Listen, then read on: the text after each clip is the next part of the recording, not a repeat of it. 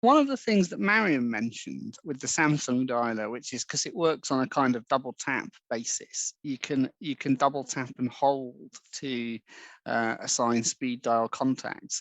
If you have a raise to enter method like on the Google dialer, can you do that, Warren? Can you long press to dial numbers on the Google dialer? So on the Google dialer, if you long press on a number, it would, for instance, like the zero, for instance, would turn into a plus. Now, frankly, I haven't tried to see if I could like assign contacts by, the traditional method of, assigning um, contacts to, like, the digits and things like that. No, I haven't done that.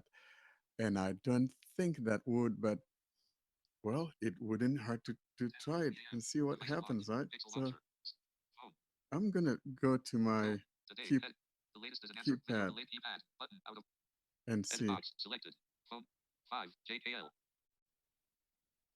Yeah, so see, if I long press on it's not doing anything. If I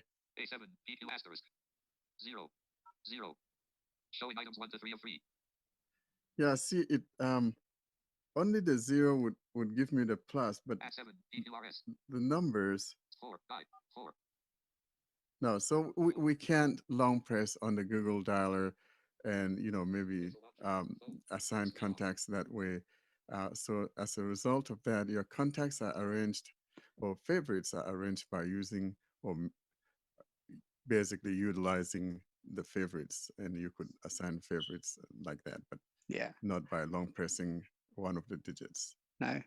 The Google dialer is a good, clean dialer though. I quite like it. I was happy to send the OnePlus dialer to the disabled section of my apps list, so I no longer see it.